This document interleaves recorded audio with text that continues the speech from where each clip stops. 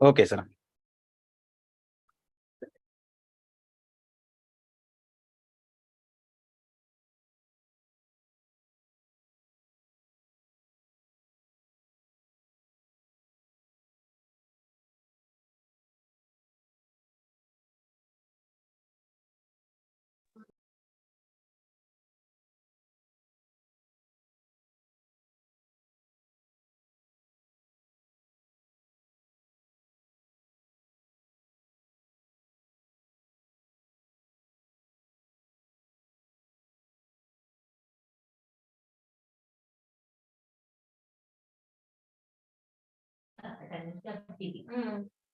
TV.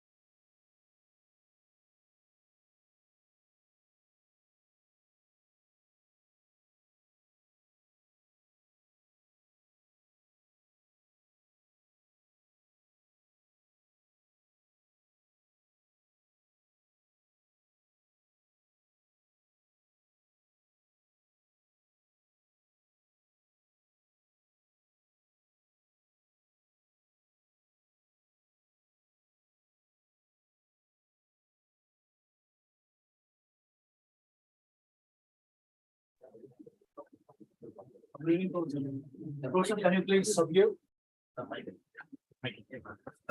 Good evening, Professor. Can you please join the session? Thank you, Professor.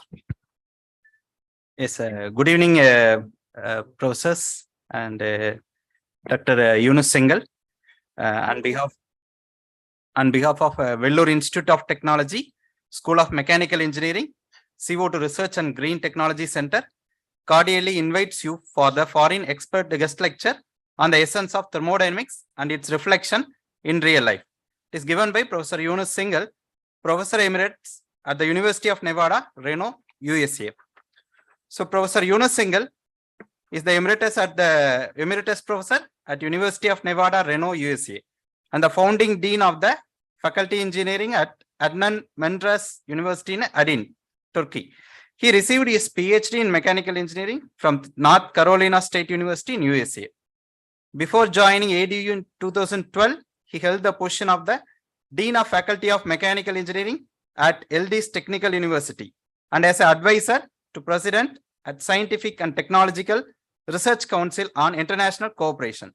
He also served as advisor to several government organizations and private companies. Professor Singhal is the author or co-author of several widely adopted textbooks published by McGraw-Hill Publisher. His books have been translated into several languages. He has given numerous seminars, wrote articles, and prepared reports on a variety of topics. Engineer by training with the inborn traits of critical thinking and inquiring mind, he has a special interest in the pursuit of reality in the light of logical constancy, experimental conformity, and compliance with the confirmed scientific findings. He is the recipient of several outstanding teacher awards and he has received ASW Mariam Wiley Distinguished Author Award twice. He is a registered professional engineer in the state of Nevada, USA. In 2022, Professor is selected to the Hall of Fame in Mechanical Engineering at North Carolina State University. I welcome you, Professor, for this lecture. It's a really immense pleasure to welcome you to Vellore Institute of Technology. Yes, Professor. Thank you very much. And it is a pleasure to be here. I would like to thank, first of all, Drs. Rajesh Khanna and Praveen Kumar. They have done all the work behind the scenes, and all others who are involved in the organizations. And also, of course, Vellore Institute of Technology for organizing this event here. And let me put, if I can share the PowerPoint. Let me see. Okay.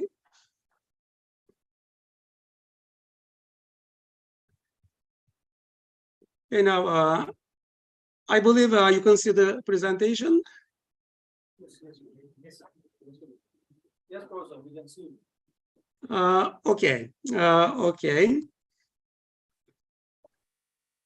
Now, today, what we will do is we will talk about thermodynamics, but it will not be like, the classroom, like writing the first law, second law, and then solving problems, doing calculations, whatever. We will go beyond that.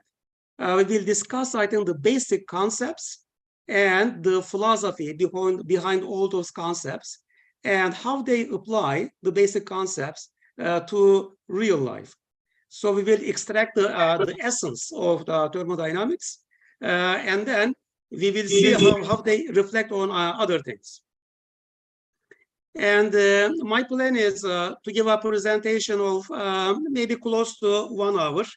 So we should be done by 7 p.m. India time.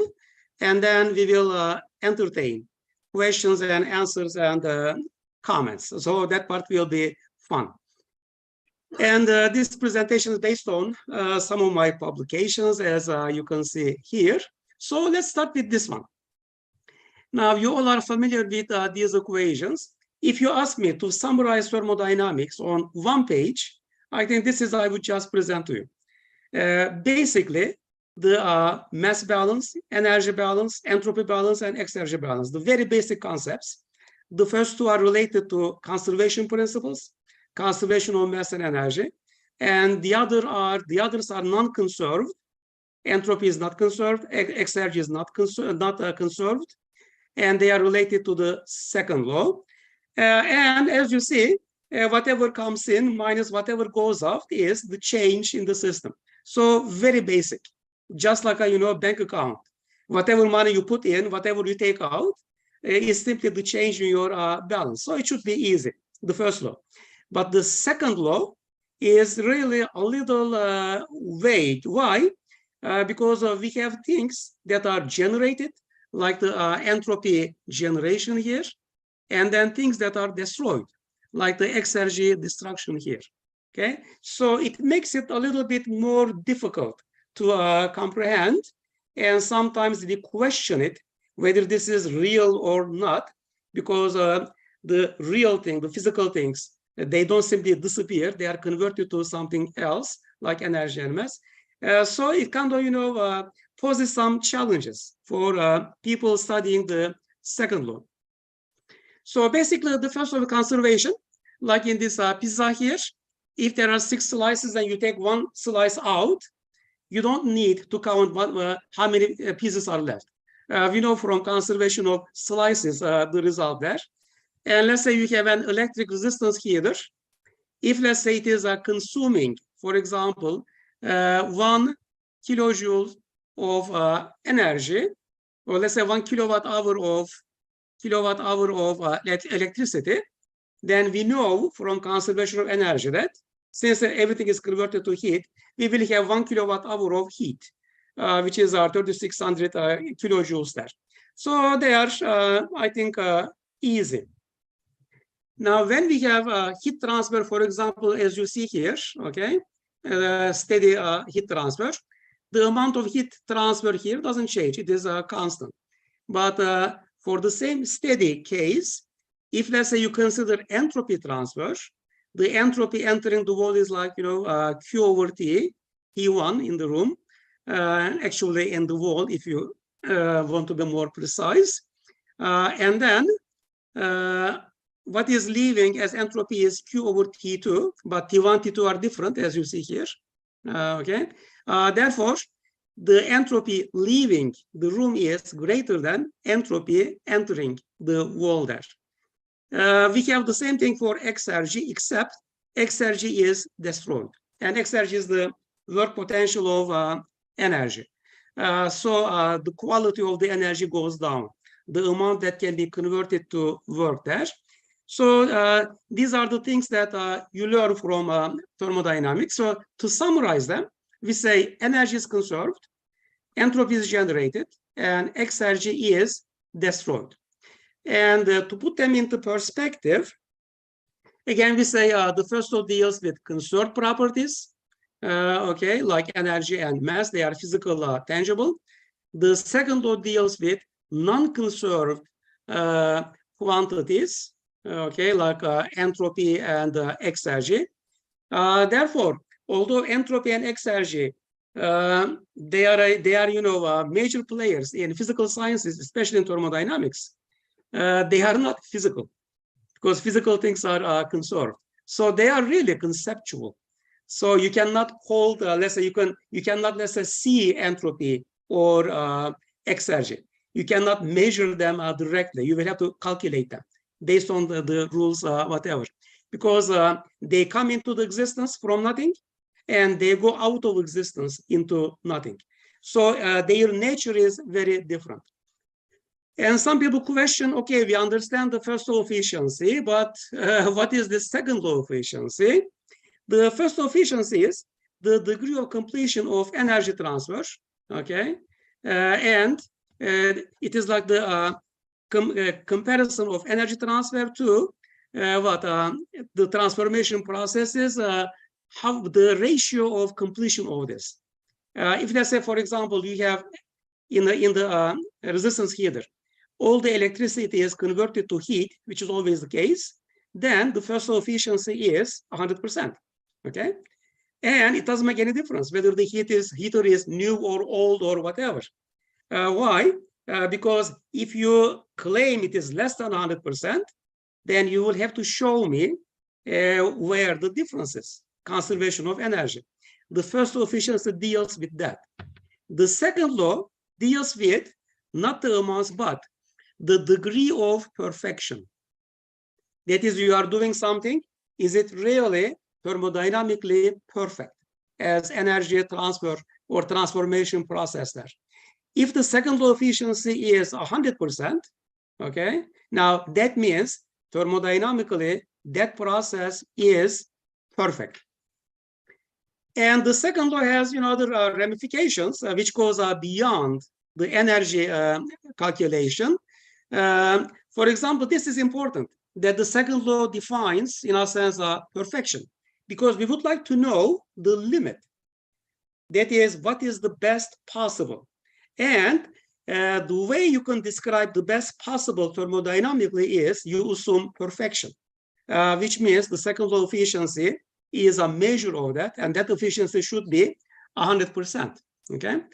For example, the Carnot engine, the first law of efficiency can be like 60, 70% for an engine, or more realistically 30, 40%. But for the Carnot engine, although the first law of efficiency is maybe 50, 60, the second law of efficiency is always 100%. Why? It is perfect. Thermodynamically, nothing wrong goes there. Okay, so conceptually these are important. And so the second law of efficiency defines thermodynamic perfection. And thermodynamically perfect process involves no entropy generation. Okay, so Sgen equals 0. No exergy destruction. So X destroyed is again equal 0. Okay, so that means no waste of resources. That is, you will get the same output using not less but the minimum amount of resource. You cannot use less than that. That is the lower limit. Therefore, the second law is closely related to sustainability. Okay, this is what we are trying to do, to minimize the resources that we are using, and then using the resources in a most efficient way. And green practices. So let's say green engineering, green thermodynamics, we will discuss them in a few minutes, and also effectiveness. Okay, not to mention efficiency and performance, especially energy efficiency. So the energy efficiency that we discuss a lot, okay, because energy prices, as you know, have gone up considerably during the last couple of years. We want to be energy efficient. Somehow, okay, let me share the screen again. Okay. Energy efficiency is again related to the second law and renewable energy. Why? For example, it is, let's say, sunny right now. In India, it is not, probably the sun went down, but in Turkey, it is still sunny. We are 2.5 hours behind the India time here. And if you don't use the solar energy, what will happen? It will be converted to heat. Then what will happen? It will be radiated to the space. So it is wasted. Okay. That is, you have a lot of exergy potential and all is wasted. So what is the second law of efficiency? Zero. So kind of, you know, the all potential is lost there. And we can even go beyond, like the second law concepts can be applied to technology development, okay, and innovation activities. I will also discuss that. To economies, you hear terms like, you know, there are definitions on economic efficiency. That is, how efficient is the economy there. If it is not efficient, that means you are wasting a lot of resources. And how do you do that? With the current resources, what you are achieving, what you are getting out, versus what is the best possible that you can get out. And that, if that ratio is low, that means whatever you are doing, you have low efficiency there. Okay, you are wasting a lot of resource or potential. Okay, that means you are not using, you are not necessarily utilizing the resources in the best possible way. Now, again, let me give an example on distinguishing the first law and the second law conceptually. For example, let's pose this question. What is 2 plus 2 or 2 times 2? Or is 2 plus 2 equal to 4? I'm sure all of you say, of course that is the case, right? I mean, if they say something is crystal clear, it is what we do. It is as certain as 2 plus 2 making 4, or 2 times 2 is 4. Now, the first law says 2 plus 2 is 4. This equation here is true for conserved quantities like energy. So the answer is always 4 if you ask the question to the first law. But if you ask the question to the second law will say there are quantities for which the value of the whole is less or more than the arithmetic sum of the parts, just like entropy and exergy. Therefore, 2 plus 2, the first law will say definitely 4. The second law will say, well, it can be 4, but it can also be 1, it can be 7, it can even be 0. So you know, it gives a different perspective here. Okay, that is simply getting bigger physically doesn't mean that you are getting better. For example, again, in the same line, we always say unity is a source of strength, right? Because you combine the resources, you are bigger, you are stronger, you have more of everything. So you should be, you know, stronger. The first law will say again, yes, it is always the case, but the second law will say, no, not always. Okay, it may be a source of weakness. That is, if there is no compatibility in the whole, then you will have a lot of destruction of potential, just like the destruction of exergy. or generation of, a lot of turmoil, like the generation of entropy. This can be applied to marriages, to unification of companies, merging of companies, whatever. When two companies merge, sometimes things turn out to be great, but other times a disaster happens. When does it happen? When they are not compatible. I have a couple of papers on that one. One is on thermodynamics. For example, the room temperature is 25. Let's say you have something at 0 and another thing at 50 degrees C. Okay. The second law says you can generate work using these resources. That is the coldness you can use to generate work, that cold energy like LNGs, and then you have, let's say, 50 degrees. Okay, not a big difference, but you can also generate work from that. If you mix these resources, imagine the quantities are the same. What will you get? The quantity of energy will double, but the whole thing will be at 25. The environment is at 25 degrees. How much work can you get out? 0. That is, you destroy the whole thing there. Okay. So again, to summarize the efficiencies, the first law efficiency is the level of performance achieved compared to the resources consumed. The second law efficiency is the level of performance achieved compared to the best possible performance under the same circumstances. Okay. Now, again, to underscore that second law efficiency, because I think it is very important, that concept as a measure of perfection, thermodynamically, we can define it this way. A process with a second law efficiency of 100% is, first of all, perfect. How perfect? Thermodynamically perfect, because we deal with energy. And this is qualitatively. Quantitatively, if you calculate the entropy generation, you will get 0. If it is not 0, it is not perfect. Alternative is you calculate the exergy destruction. Again, if the process is perfect, it is 0.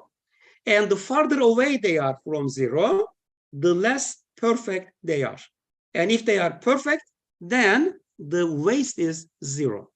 So thermodynamically, we use this to optimize things.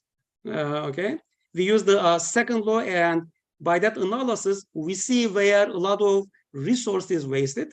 And if, let's say, we have some money for improvement, we tackle those areas first, where the greatest waste is occurring.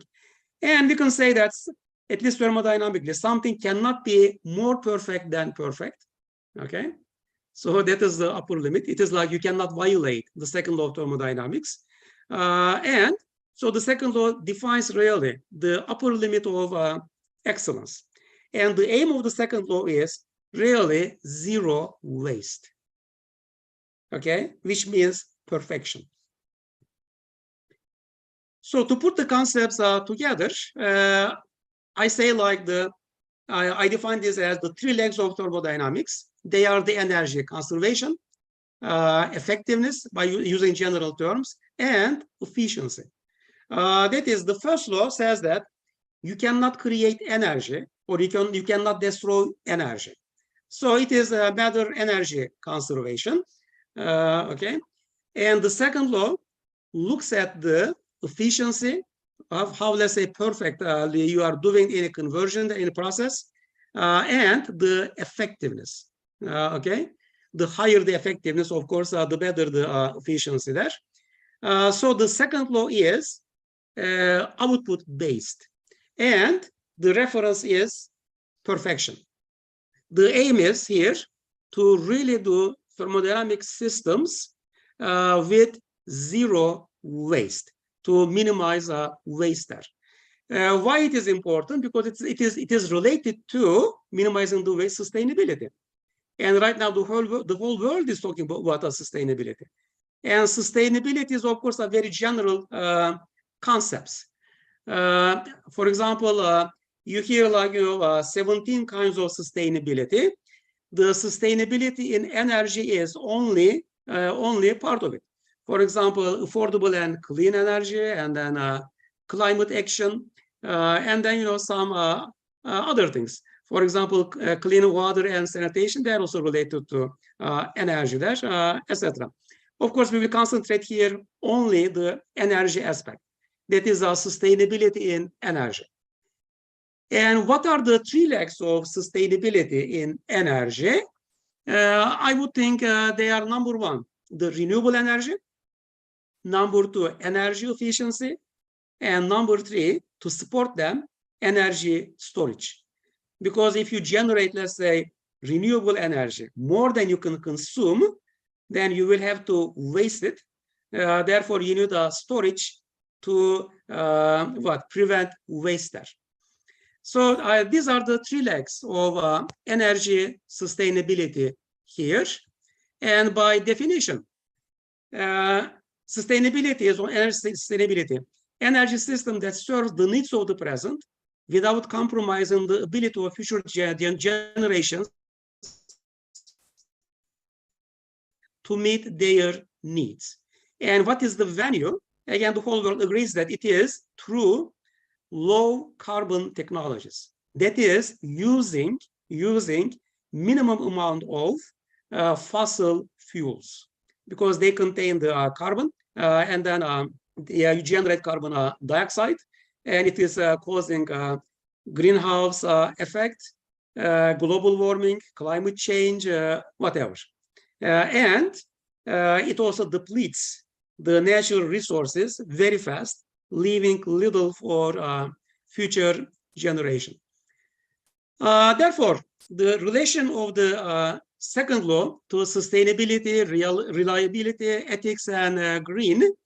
First of all, sustainable development can be defined as development that meets the needs of the present without compromising the ability of future generations to meet their own needs, as I said before. And now this is really closely tied to engineering ethics. Why? Because let's say if we consume too much, more than we need or more than is our fair share, that means we are depriving of future generation of their rightful means, our children, grandchildren, whatever. And ethically, it is not right. They will blame us. You know, our great fathers, mothers, whatever, they were so wasteful. Now we don't have, let's say, any fossil fuel left here. Or they produce so much carbon dioxide. Now, you know, we suffer through this climate change, whatever. The green sustainable practices, they allow the humans to exploit the nature. It is not like, you know, we will not touch the nature. We will exploit the nature, but we will do so without inflicting irreversible damage. That is, if let's say we cut trees and at least we will plant new ones so that the number of trees remain constant, or as population increases, their number increases. So this is a sustainable exploitation of nature. And also we can say that a process with a higher second law efficiency is really a greener process, because you utilize and you simply exploit less resource. And global warming, climate change, these are related to the second law. Even reliability is related to the second law, because waste heat causes higher temperatures, okay? And therefore, for example, in the motors, higher rate of failure. If let's say use a motor which is, let's say, 97% efficient versus 92% efficient, the motor, electric motor, which is 97% efficient, will last longer. Why? Because the less heat produced, which is 3%, will cause a smaller temperature rise. And since operation temperature is lower, it will last longer. Okay? And also the destruction of exergy is a measure of imperfections associated with a process and shows the room we have for improvement, because we can simply utilize it, okay, we can save it. Therefore, the second law analysis serves as a tool to identify waste and also shows us the direction to minimize that waste. And if you look at the fossil fuels, now since we talk about the solar energy, wind energy, geothermal, other clean energy, we will think that, we made a lot of progress and we are using a lot of renewable energy. But if you look at the numbers, it is not really that way. Still, 84% of the energy we use comes from fossil fuels, coal, petroleum, oil, and natural gas. And almost 2/3 of the electricity also comes from fossil fuels. That means we have a long way to go. Now you may say, hey, for years we have been building, a lot of renewable energy systems. Why do we still have, that large number?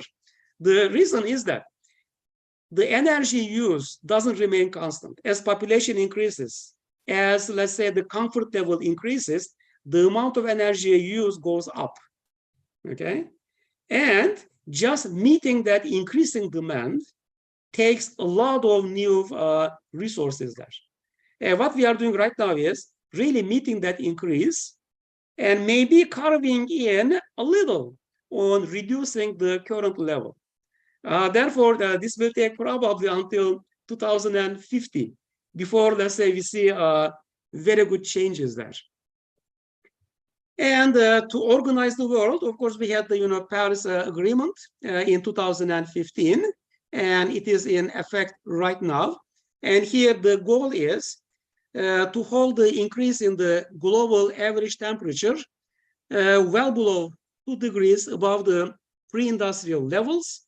In fact, if possible, really not to exceed it by 1.5 degrees compared to pre-industrial levels there. But the numbers show that we will have a difficulty meeting that goal there, although the agreement is ratified. And sometimes we use the phrase energy conservation, which implies that you conserve energy or you don't conserve energy. Now, a thermodynamics student may certainly question this phrase, saying that, hey, what we learn in thermodynamics is energy is already conserved. So you cannot violate it. We even have a law for it called conservation of energy. So what is all this fuss about energy conservation? Here, actually, what we mean is not really the amount of energy. It is the quality of energy. That is, preserving energy at the highest exergy level. Otherwise, energy is always conserved. So it is a misnomer in a sense. The second law simply is also a measure of degraded energy, okay? And if they say the energy is degraded, the amount doesn't change, but the quality is lower there. It becomes less useful. Okay, right now we have a lot of, let's say, new things on the storage side, like the battery grid storage, okay, because the battery prices came down.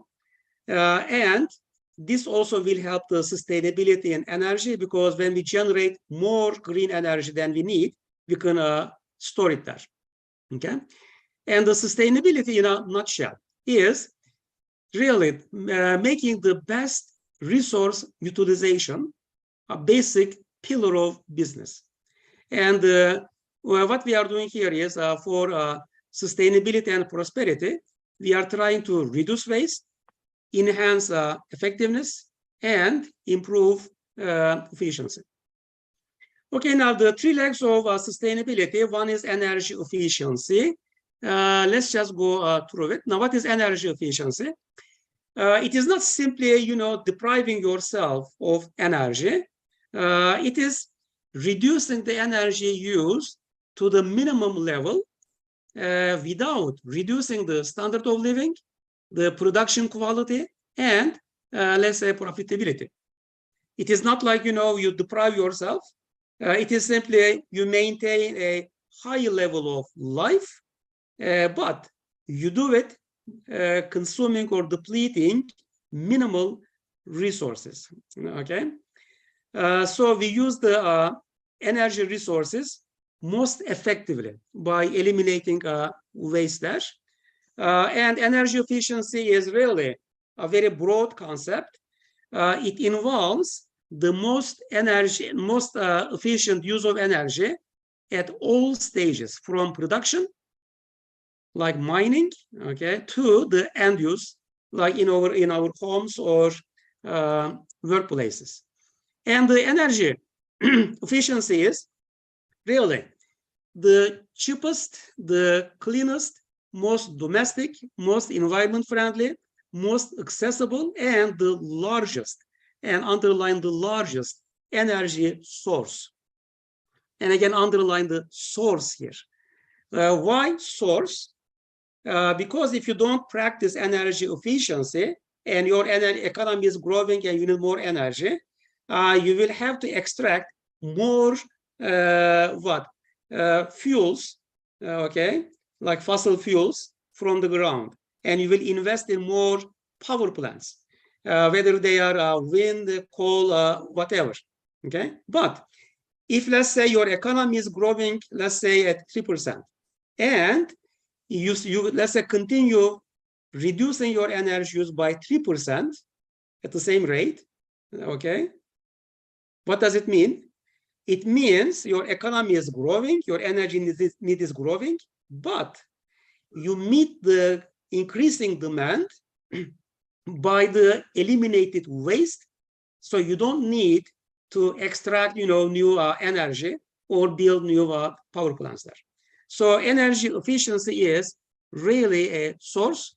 So it is often called the sixth source of energy after coal, natural gas, and nuclear renewable, okay? But many people think that this is not realistic. It is number one. It is the first source, number one source of energy efficiency. And if you look at, let's say, the world, it is really the cheapest, okay? A fraction of what normally energy costs. And it is a local and labor incentive. So it is good for the economic activity there. It benefits the environment because you avoid all the pollution that you generate. And in the case of US, over the past, I think 40 years, really, it has been the greatest domestic source of energy. That is, US economy also is growing. The energy use is growing, but the number one source for meeting that growth, the energy needs, it comes from energy efficiency. And this is the US vision 2025 for energy efficiency. And the plan is to meet at least 50% of the expected future load growth by energy efficiency, not by extracting, new resources there. And as in construction of new power plants, serious funds should be budgeted for energy efficiency. Somehow, we budget like billions of dollars for new power plants. And when it comes to energy efficiency, we say, well, I will do it if, let's say, I have some money left. It shouldn't be that way. Energy efficiency should be the number one priority. And how effective is it? Okay, you all know LED lamps, right? Compared to the old-fashioned incandescent lamps there, it provides 80% savings. That means for the same light, instead of spending 100 kilowatt hours, let's say per month, you spend only 20 kilowatt hours, okay? And you get the same amount of light. You don't sacrifice from your comfort. So this is energy efficiency, and this is the importance of developing new technologies. For example, this is a product from Turkey. You have the double pane windows. Not only that, if, let's say, you use low E coating here, low E, which increases the price by no more than 5%, you can reduce the heat loss or heat gain from the window by 50%. Yet, many people don't know it. In Turkey, I tried, to get that product. Oh, but I had a hard time. People don't even know what it is. At the end, I got it, but I had to struggle to get it. And let's say often in the factories, generally what you have is, let's say you need a new motor, you go and buy the cheapest motor to save money for the company, right?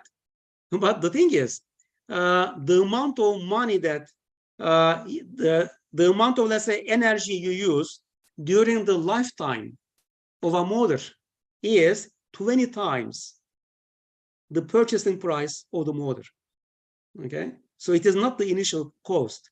It is simply the total cost, initial cost plus the energy consumption. Yet people have difficulty believing this, understanding this, or somehow taking this seriously.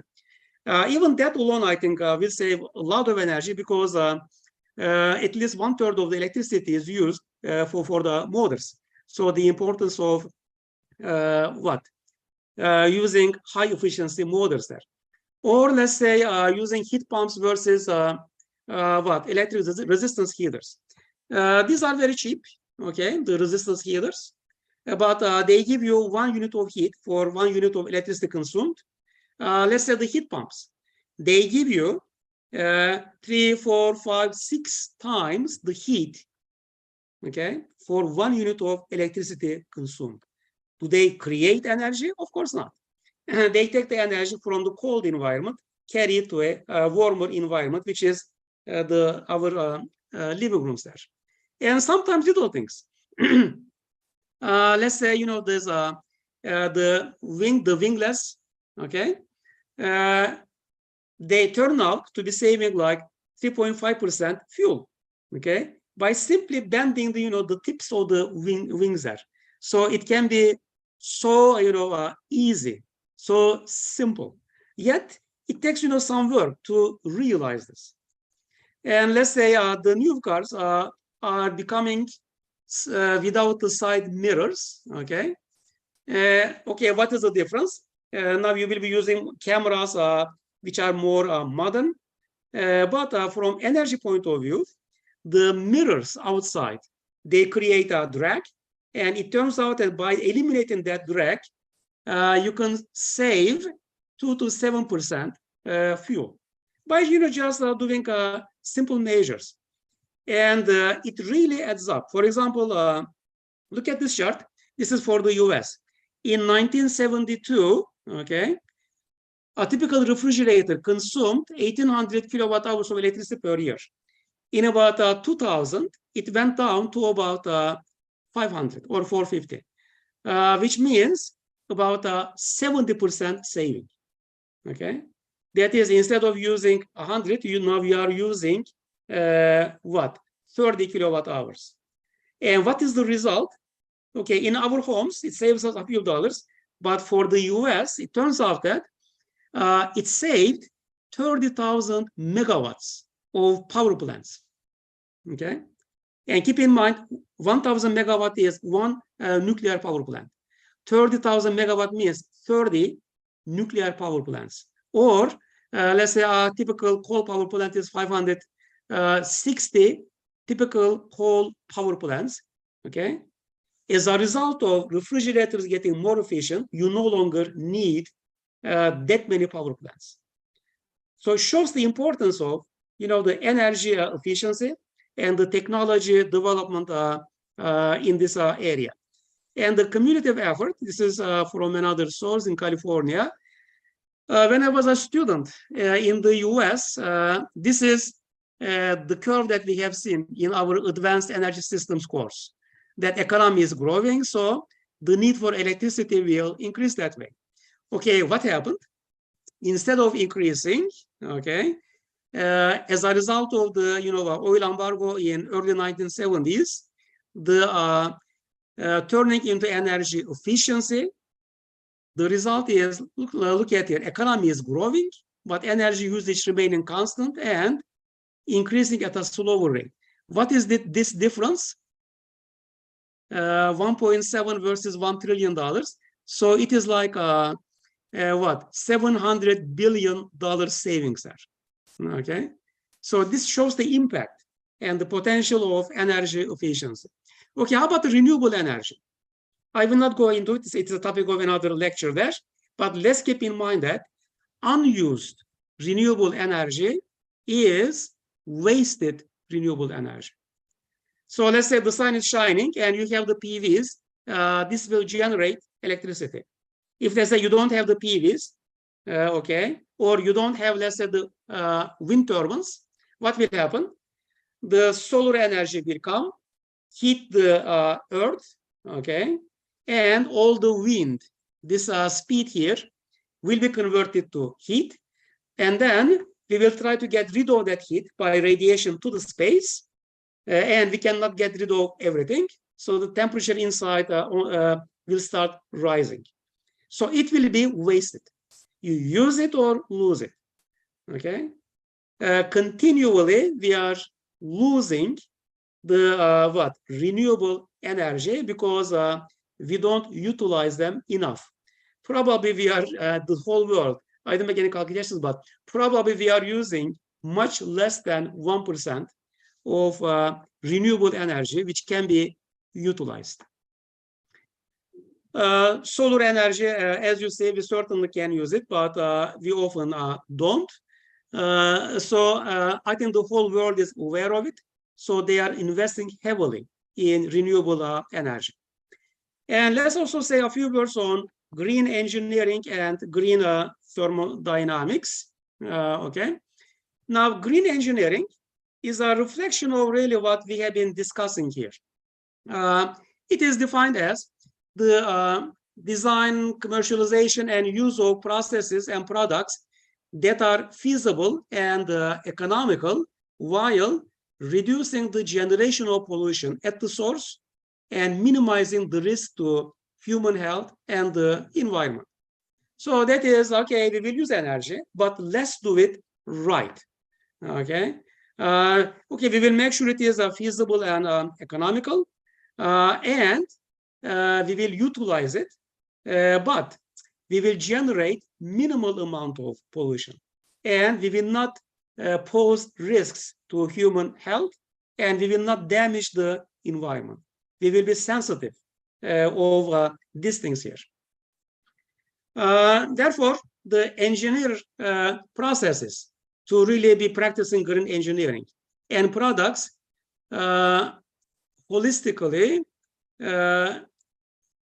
integrate the environmental impact assessment tools, conserve and improve natural ecosystems, and use life cycle thinking, and make sure that everything we do, materials we use are safe and benign as much as possible, minimize the depletion of natural resources, prevent waste, and then develop and apply engineering solutions, and create engineering solutions beyond current or dominant technologies. So develop new technologies there. So it is improve, innovate, and invent to achieve sustainability. And of course, actively engage the communities and stakeholders in these undertakings there. Okay, what is green thermodynamics? This is a subcategory of green engineering. It is simply the part related to energy, okay? So we make sure that, again, all material and energy inputs and outputs, these are inherently safe and benign, and we minimize the depletion of energy resources, prevent waste, improve, innovate, and invent, okay? As in the example of refrigerator there. If let's say we do green thermodynamic practices, okay, the end result is lower entropy generation and lower exergy destruction, okay? So the result is our processes will require less energy input, less energy resources, generate more, less pollution, and pose less risk to human health and the environment. So this is what we should be doing, and the whole world is really trying to do, but the effectiveness is, of course, questionable. HRI did the same thing. They came up with a green guide, and basically it is application of the second law. They included, like, green tips, 29 of them, and green design techniques, okay, so that we will use it in buildings there. For example, Let's say we have a lot of skyscrapers, as you see here. Now we have, organic PVs, and they are transparent partially by installing them on the glass surfaces here. Okay, you can turn the windows to power generators and still get enough light and heat inside. You will not even notice it that there is something on the windows. It will give you a nice shade, and that's it. And you can apply this technology to other things. And let's say roofs. We often have, let's say, tiles on the roof. Okay. If, let's say, you plan ahead, you can get PV modules with circuits inside and use them as roof tiles. So these roof tiles, you cannot distinguish them from the regular ones, but they are really PV modules, and they generate electricity. And new materials, innovation. For example, the thermoelectric refrigeration. Typically, the efficiency is low, like about 1. But new technologies are developed, okay, which double the efficiency from 1 to 2. And when this becomes commercialized, I think it will have a major impact there. Because then you can have refrigerators which do not make any noise, have no moving parts. It can be scaled very easily. Okay, so the technology will change. So the technology development is certainly very important, and improving current technology, like increasing the efficiency of PV modules here. Okay, and of course, the major new technology that we all are waiting for is related to fusion energy. It is truly a zero carbon technology. A lot of developments on that one. For example, UK is planning to build a pilot plant in maybe less than 10 years. In the US, maybe you heard the news a couple of weeks ago, they have achieved net positive process there, a fusion process there. So things are improving, and the private companies, they are taking place in this development. They are also spending a good amount of fund to improve the technology. Of course, they get the patents on that one. And on energy storage, the third leg for sustainability in energy. Now, as I mentioned before, the problem with PV and wind energy is that they generate at night. Okay, PV doesn't, but wind does. And often they generate more than a community needs. So solution is storage, okay? Therefore, the storage is an important part of sustainability there. There are a lot of storage systems available today. Of course, the pump storage, it's a major thing, and it was the most common. Now we have the battery storage of electricity, and there are also other different technologies there. There is a new one, like this is from Finland, thermal energy storage, okay?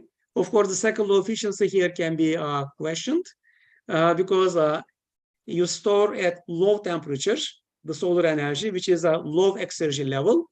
And then if you try to generate power from it, then your efficiency is limited there. So the cycle law analysis is very important.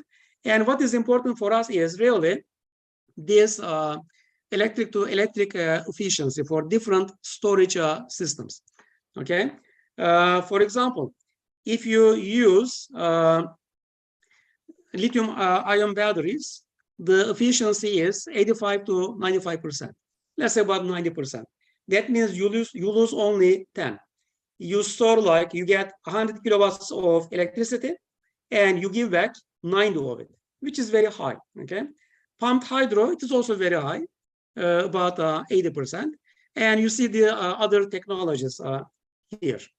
Okay, the pumped hydro is the most common, but it is huge.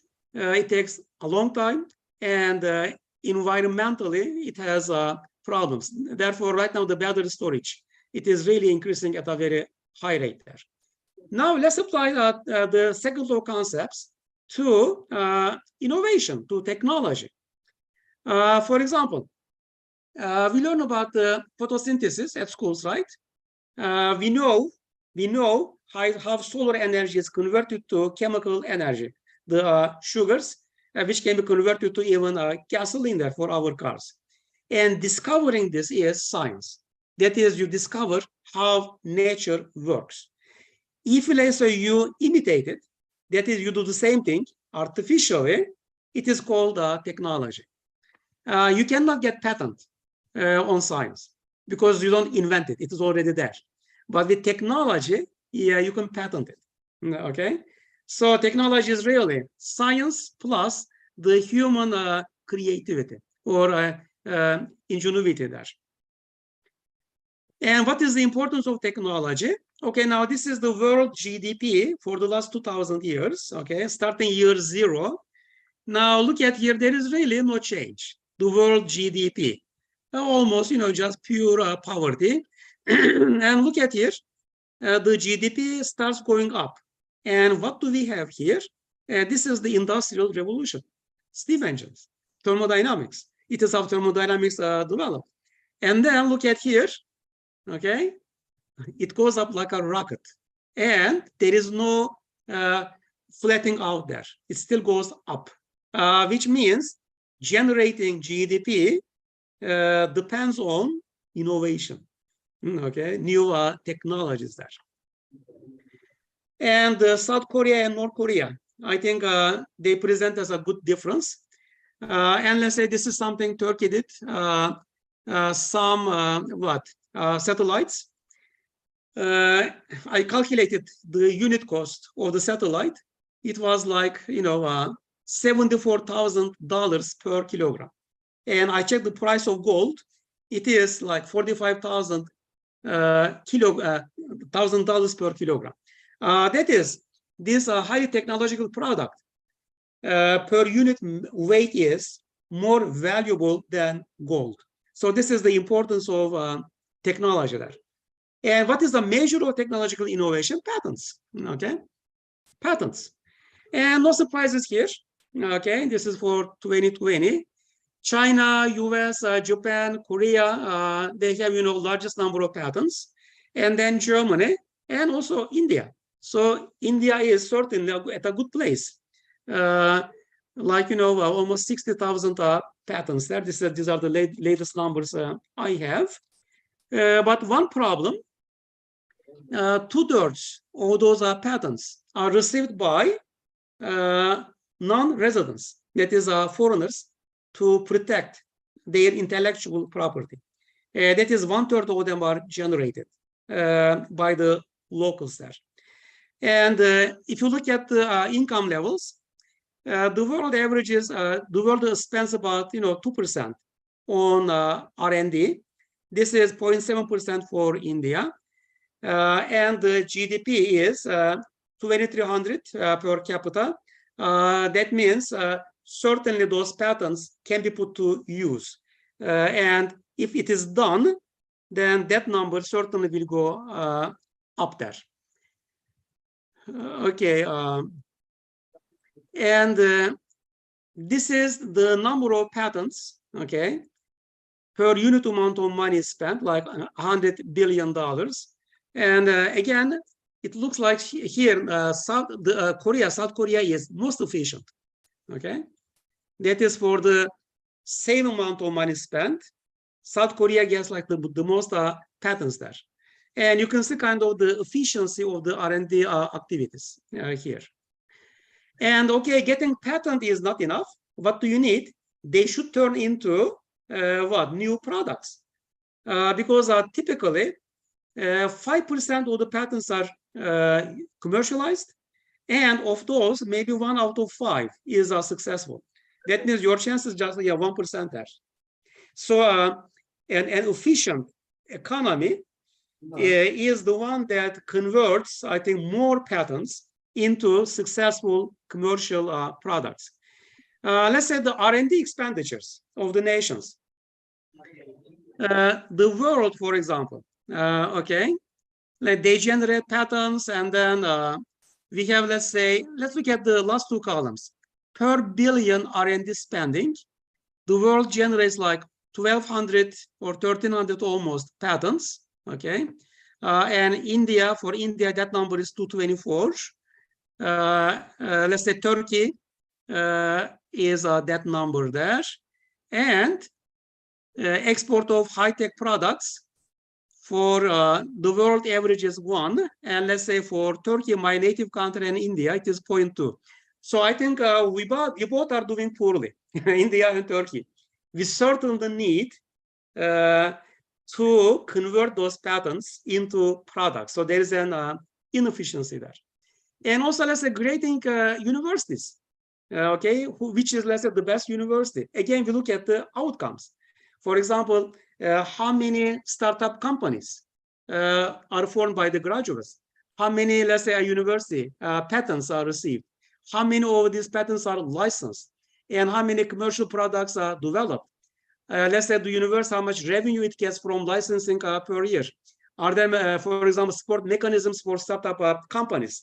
Is there a culture of innovation or whatever?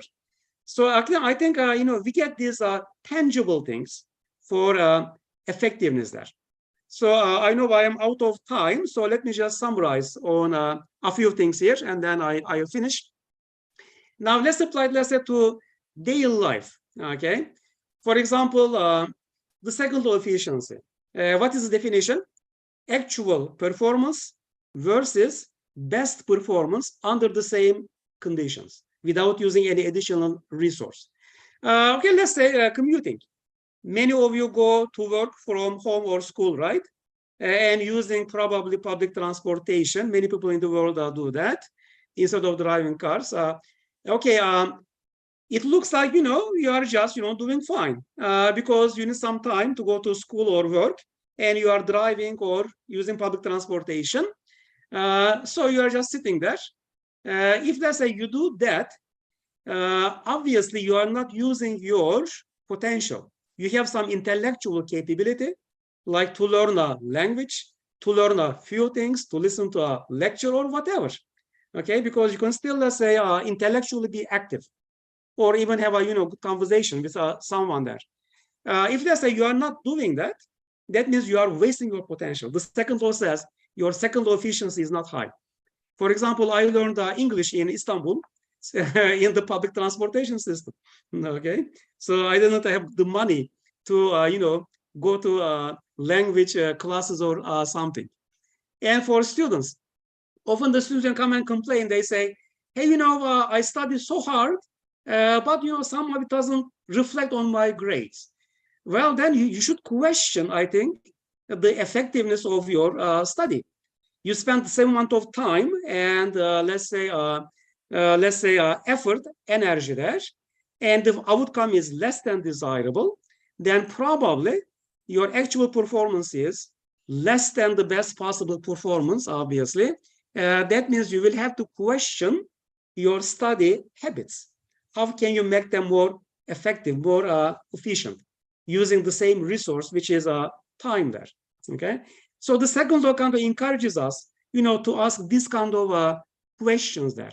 And finally, let's say these are the equations, right? Conservation of energy, entropy is created, exergy is destroyed. Now, this simply says that from, let's say, philosophically, the realm of existence. Now, we know entropy exists, okay? We use it. Exergy exists. Energy also, but energy is a physical realm, okay? We know that. But it looks like we also have non-physical things, like entropy and exergy. So the second law really broadens our concept of existence.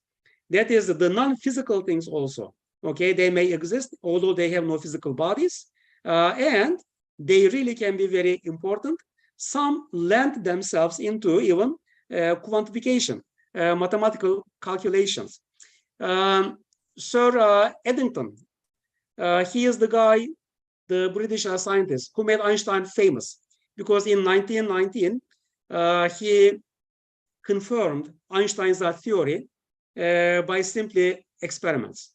And when he published the results of the experiments. Einstein was, the next day after the newspapers, it was world famous. Okay, and he also was a good instructor of thermodynamics. In his book, he says, arrange the following in two categories: distance, mass, electric force, entropy, beauty, and melody. Now it looks like these are different, right? These are all physical things. And it looks like these go together. And beauty and melody, you cannot really quantify them. They are not physical. But he says, no, it is not that way. Entropy is also. Entropy belongs to beauty and melody, this category. Why? Because entropy is not physical. Okay, then how can it get by in physics? We use it in physics because he says it knows the language of arithmetic. Okay, it can be calculated. It is a part of the math there. Okay, and right now I should also mention that in energy, AI is being part of it. Therefore, the future goals involving AI to make the green practices, energy efficiency, and everything really carry them to a higher level.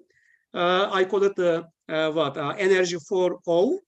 And U.S. Department of Energy also, doing that. That is involving AI. That will be the big merger. It is already happening there. So let's keep that in mind also. And as a last word on thermodynamics, I think the message is simply make best resource utilization a basic pillar of life. And the second law of thermodynamics points the way to achieve sustainability and prosperity at personal, national, and global levels by reducing waste, improving efficiency, and enhancing effectiveness. With that, I'll finish my presentation, and I thank you very much for your attention. Thank you, Professor.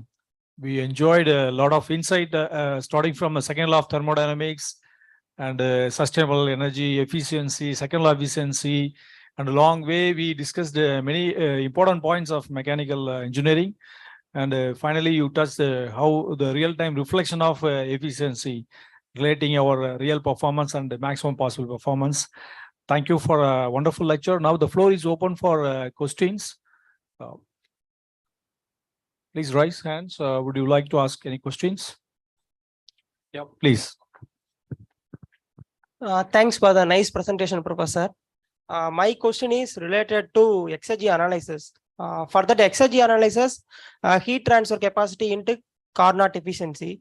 From that Carnot efficiency, 1 minus ambient temperature divided by source temperature. For that source temperature, what kind of temperature we can take? Suppose if evaporator means inside refrigerator temperature or outside air temperature or in between film temperature.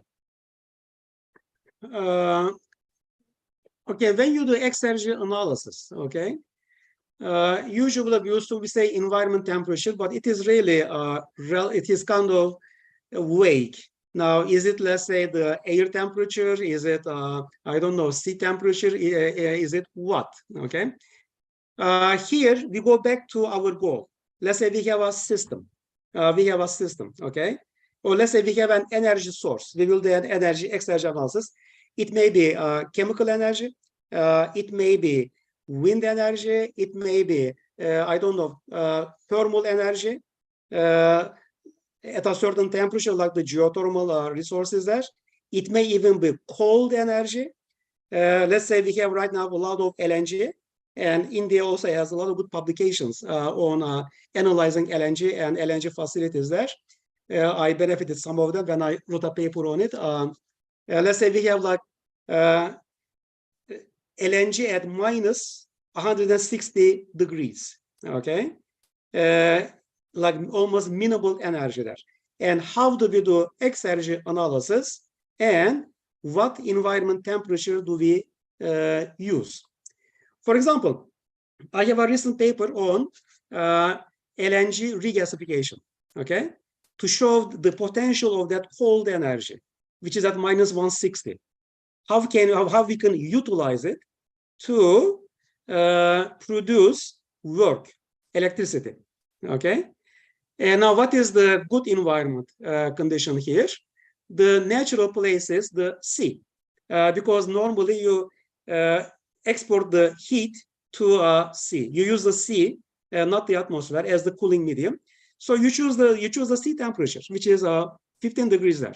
Okay, and here what happens is, you have a Carnot engine, and normally the source is like high temperature, the sink is low temperature. But in the case of LNG, we have, let's say, as source the sea, okay, which is, let's say, 15 degrees, okay, and then we have a sink at minus 160. Thermodynamics doesn't care. It cares about only the difference there, which is a good difference. And when you run an engine in between, actually the thermal energy in the seawater is the energy source. As long as you have something at a lower temperature, okay, when you do exergy analysis, then what is normally environment temperature becomes really the source there. Then what happens? Here you have a cold medium to be used as sink.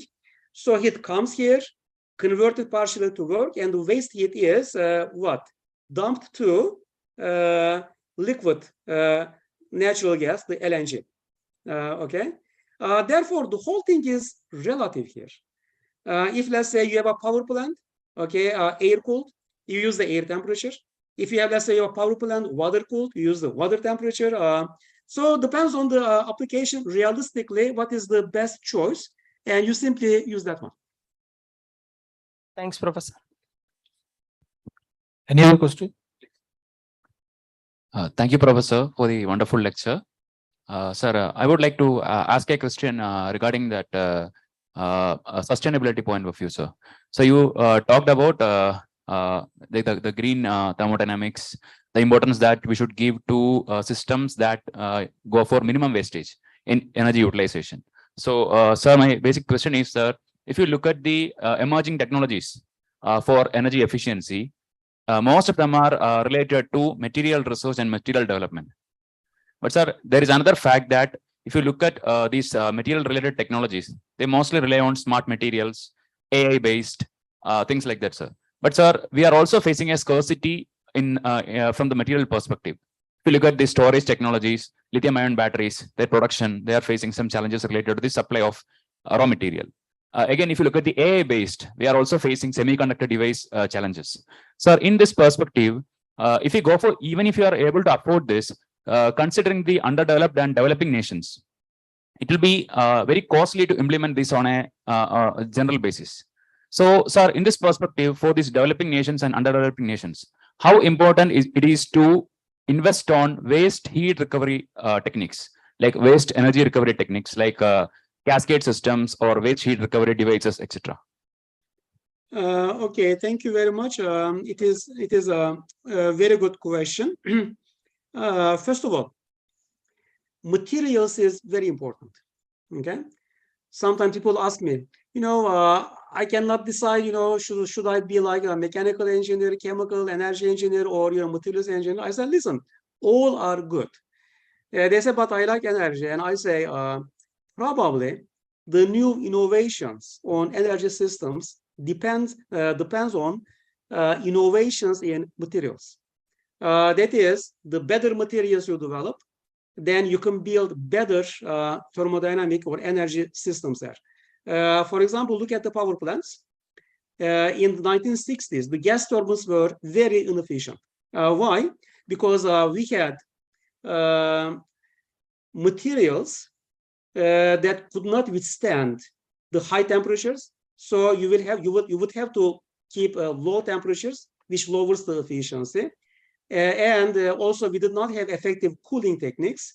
But when these are developed in, let's say, especially 80s, look at the gas turbines, they become very efficient because you could use temperatures which are above the melting point of the materials, together with the cooling methods and the coating, like ceramic coating, whatever. Same goes, let's say, in automotive engineering.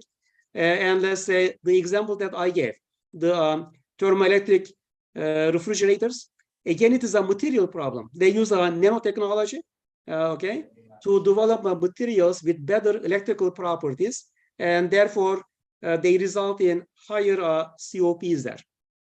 So materials is one side. The other side is, as you correctly pointed out, heat recovery.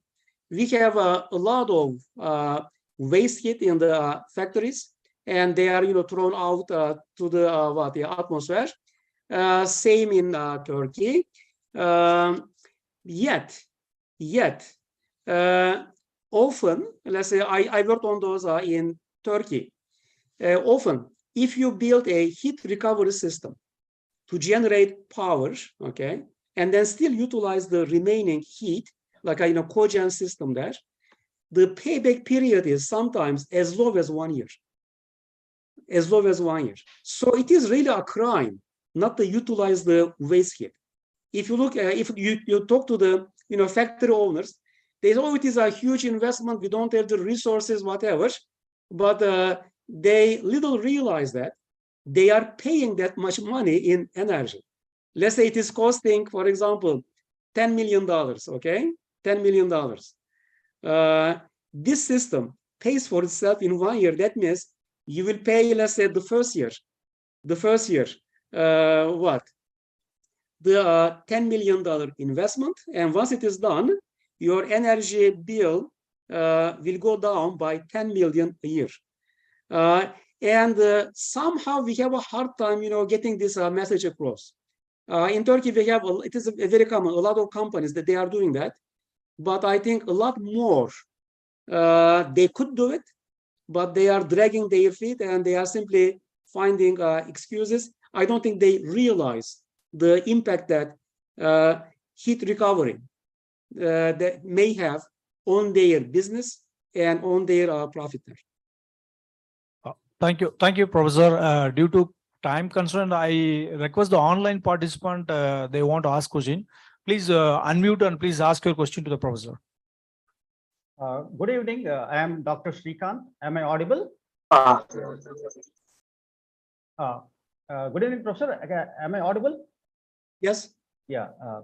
Professor, it's a privilege speaking to you, and I've been a fan of your writing, and this is a fanboy moment for me. I'm very grateful for the professors at VIT Vellore for arranging this talk. I have two questions. Thank you. The first one is when we this is about the teaching undergraduate students, teaching thermodynamics to undergraduate students. The moment we talk about the second law of thermodynamics and the concepts of entropy and exergy, it becomes very difficult to retain the students' attention. So we are finding it difficult to keep the student interested in the thermal stream of mechanical engineering. So usually students divert and take up courses related to design or manufacturing. So is there any way of keeping the classes interesting, especially the second law of thermodynamics part? My second question is, shall I ask Sure. now? Yeah, the second question is, there have been prophecies and predictions about the end of the world or the end of the universe. But according to thermodynamics, if we consider the universe as an isolated system, the entropy is continuously increasing, and which is not good.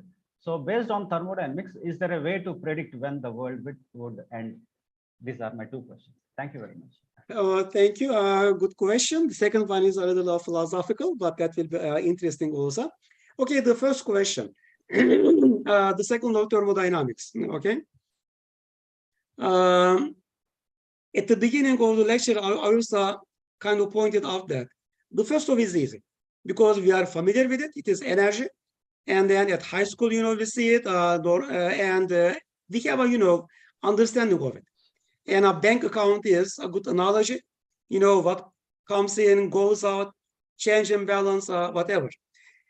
We deal with, tangible things. But when it comes to second law, we deal with intangible things. That is entropy, and it is not a household word, entropy. And then, exergy. Students get lost. So what is the way to keep them engaged to show the real world relevance? Okay.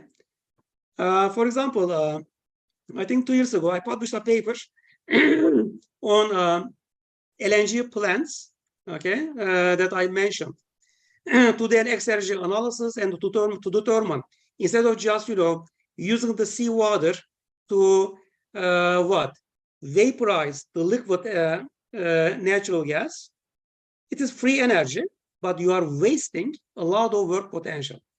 If, let's say, you use the exergy there, you calculate, for example, the amount of electricity that you can generate. So it's a real world situation. Then people kind of realize, understand the importance of it. That is the what is used in the real world. And in that paper, I showed that if the LNG facilities in the world, all of them, instead of just using the seawater to vaporize or regasify the LNG, they use, let's say, the power plant, okay? They can generate electricity worth $10 billion a year. Kind of, quantifying that also. So relevance to the real world, that is the key. If, let's say, we can accomplish that, then I think, students will get excited and they will use it.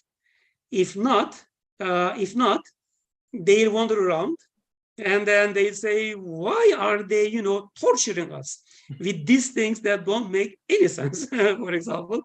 That is, just part of life, and our job is to make it accessible.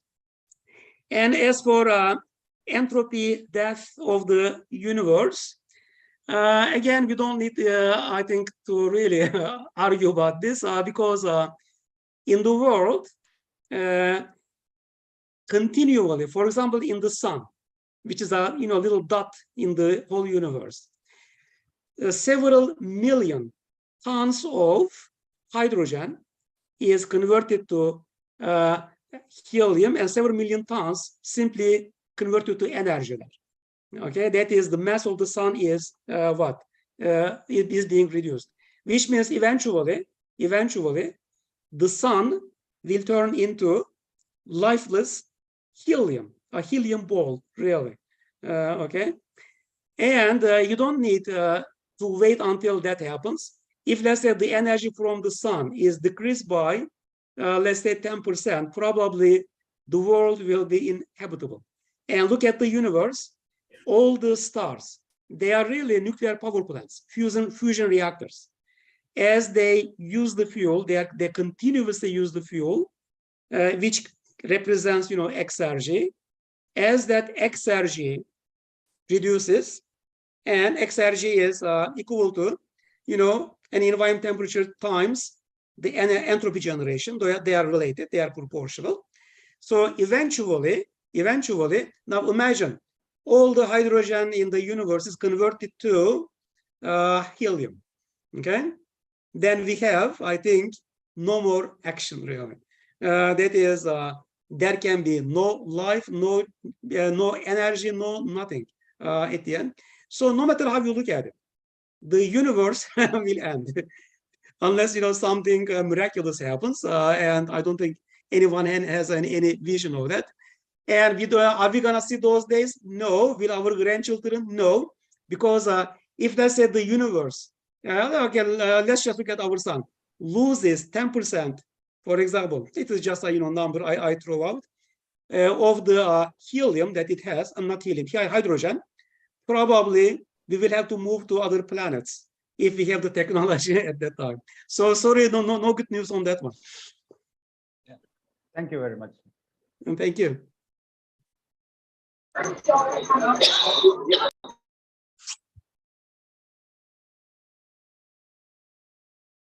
The another participant can ask the question. Please unmute and ask the question.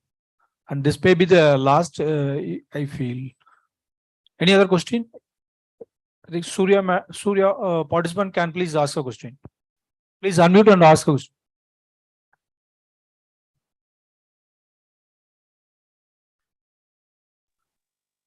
Surya is there?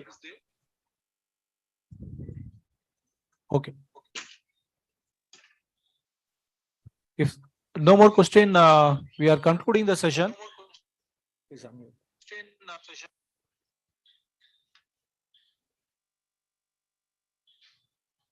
Sir, can I ask? I'm from VIT Chennai campus. Yes, sir, please. Sir, I'm Dr. Joseph. I'm working as a professor in the Department of Mechanical Engineering, VIT Chennai campus. Question to the professor.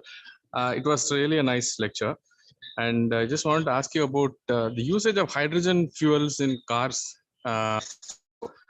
Some people say that maybe we are transitioning from even electric vehicles towards hydrogen-based cars. So, what is your take on that?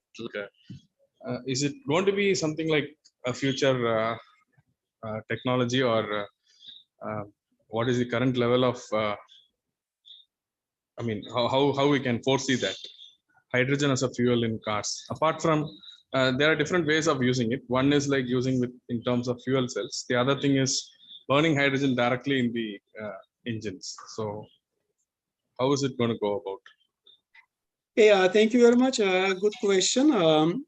I think this question they asked me during a conference like this about 20 years ago. At that time, electric cars, hydrogen cars, we were just talking about it, and they asked me which one I thought would prevail. And I said, listen, right now, we are simply at the initial stages, and obviously we cannot say for sure, but if I have to guess, I said, electric cars will prevail. And there are simply two reasons. Number one, they don't have any moving parts. They have nothing to break the engine compartment. They are passive. They are simply battery, no noise, no moving parts, whatever. Therefore, you don't have, let's say, membranes to clog or other things to maintain or something. So electricity is, I think the electric cars have that advantage of simplicity. And we should not underestimate the power of simplicity. The other aspect is the grid. It is, if let's say you have hydrogen cars, you will have to have some hydrogen grid. It doesn't exist. It is difficult to maintain, difficult to store.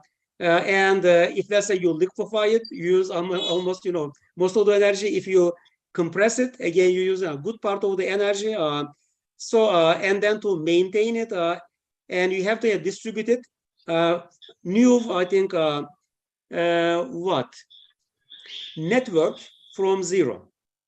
This is difficult and expensive, but electricity, okay? It may not be very efficient, but every home has electricity. That means you can buy the electric cars. You don't, need a gas station. You come home at home and just, plug it in, and then it will be there. And not only that, now the electric cars are really going to become money makers, because at peak times, let's say you come home in the evening and you still have power in your battery and you will not go anywhere, you can sell the remaining electricity in your car to the grid at a very high price, peak power, and then recharge it during the night. So actually, it may turn out that, you make money instead of using money for transportation there. And then the practice. Both technologies are well developed. And Toyota, Honda, they even made, build hydrogen cars. They go fine. But look at the sales. You can count them with your fingers. Okay, that is, I think it is decided already. In transportation, it is electric. And also the Far East, Japan, Korea, they also, I think they played on the wrong horse. They spend their resources on hydrogen. Now, they are hurrying up to catch up on electric cars. And I think they are doing a fine job there. So for transportation, this is the case. What happens, let's say, for energy intensive things, for example, trucks, trains, airplanes, It is time will show. But again, you know, let's say hydrogen, let's say it is an airplane, because hydrogen has high energy density. That is an advantage. For, let's say, long hauls there, and then, I don't know, let's say long flights, hydrogen has the advantage. But let's say a safety concern. What if, let's say, the plane crashes? Okay, they need to be addressed. So again, although for large things, it has an appeal. So we will see how that goes. But we have the new technologies developed. That is, let's say, trains, for example, even electric cars or buses. You can charge them right now as they go on the road. That is, you can build the system, charging system, underground for a few kilometers, and you get, let's say, charged. So that technology is there. So I think in transportation, certainly electric cars, I think they look unbeatable right now. On the other hand, let's say in other areas, hydrogen is a chemical, and we need hydrogen. So certainly we will need to convert some electricity maybe to hydrogen instead of using natural gas, which we are currently doing. Because let's say you make fertilizer, ammonia, okay, you need hydrogen can be used to do that. And if you get the hydrogen from solar energy, so I think something is echoing, then what will happen is you will have, let's say, green ammonia or green fertilizer. So certainly that's a possibility.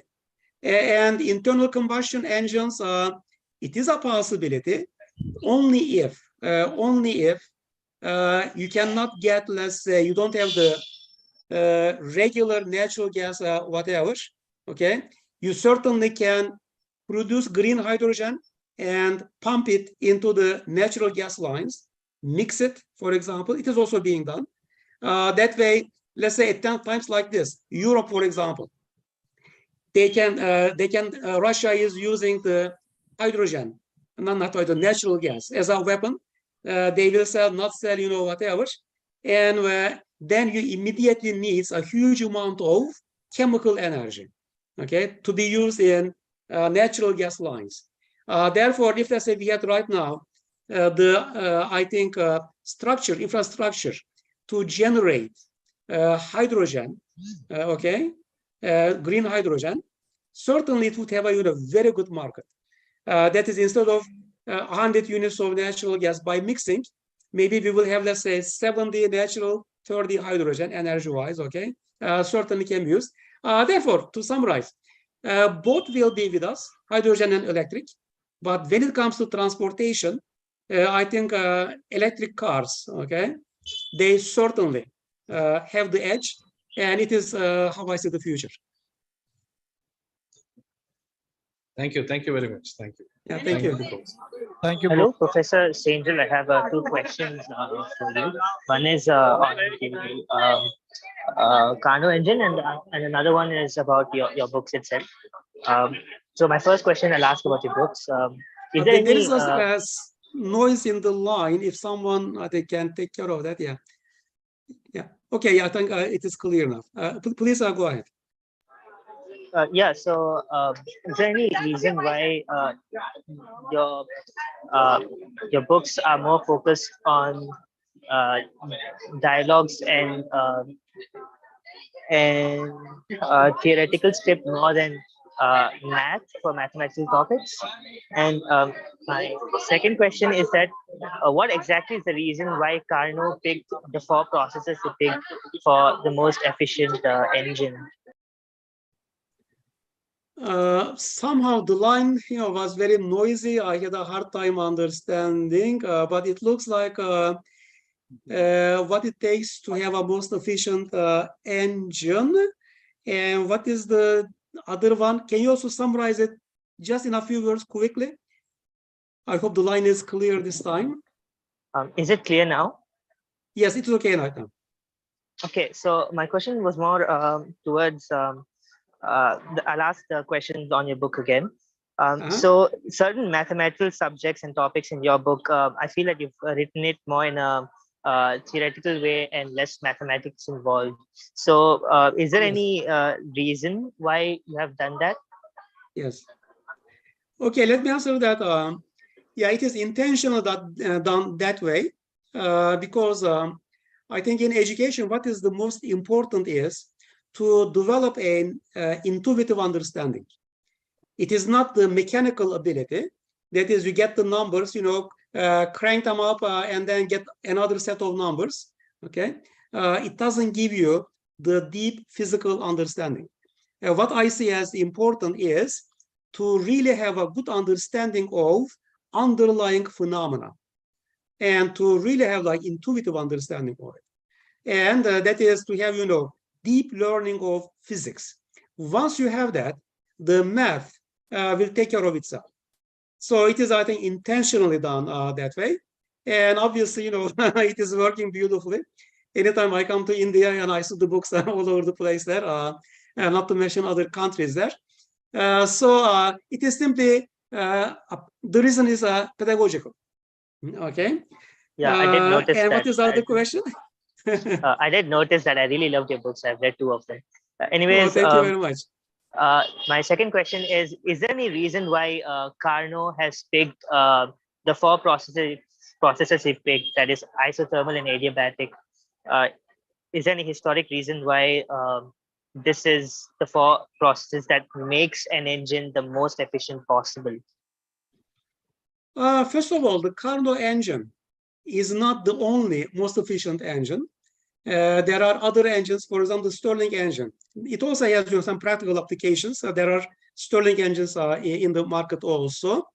That is, you can have any kind of, let's call them cycle instead of engine, okay, between given temperature limits. Any kind of engine will have, okay, if they are thermodynamically perfect, the same efficiency. So we use the Carnot as an indicator, meaning that thermodynamically it is perfect. It doesn't have any irreversibilities, but it doesn't have to have 2 constant temperature, 2 constant entropy processes. It can be done in any way, okay? As long as it doesn't generate any entropy or it doesn't destroy any exergy, okay? For given temperature limits, all reversible engines will have the same efficiency there. And which opens the door, if let's say Carnot engine is not a good model for the kind of engine that, or refrigerator, because the reverse is a refrigeration cycle, not a good model for what you are trying to do, change the processes. But make sure that the processes do not involve any irreversibilities. That will be your new ideal cycle, and you can invent new ideal cycles, and they will be as efficient as the Carnot cycle. And then you go to the to your shop, and then try to produce the hardware for it, and hope that you will come close to the Carnot efficiency. In reality, the engines have like the half of the value of the Carnot, most engines. Okay, if let's say you approach Carnot efficiency, let's say Carnot is 100%, your efficiency is, let's say, 60%. Okay, oh, you are doing great. And for R&D, for research, what can you do? Can you push it maybe to 65? So Carnot is good. It is a standard, but you can come up with, let's say, a lot of other cycles or engines that are as efficient as the Carnot.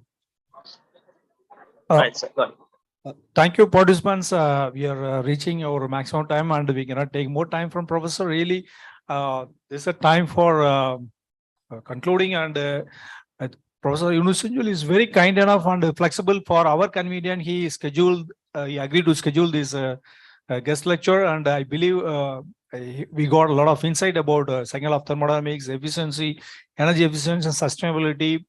And thank you, Professor, for agreeing and giving this wonderful lecture to all our audience. I thank our Dean School of Mechanical Engineering for his continuous support for making this event happen. And I thank our director, CO2 Center, also for giving support. and our CTS department for this making an online event very smooth. And finally, I thank our top management for giving such a wonderful support for arranging this expert lecture.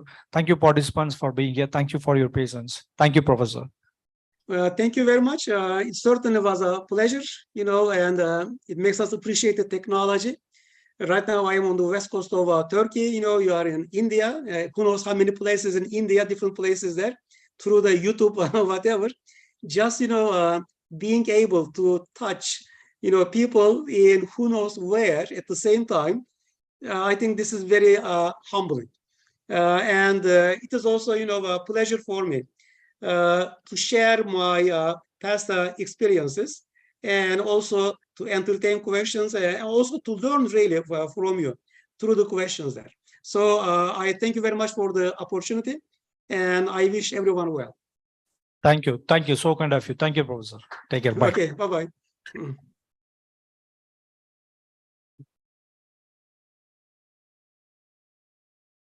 Thank you guys for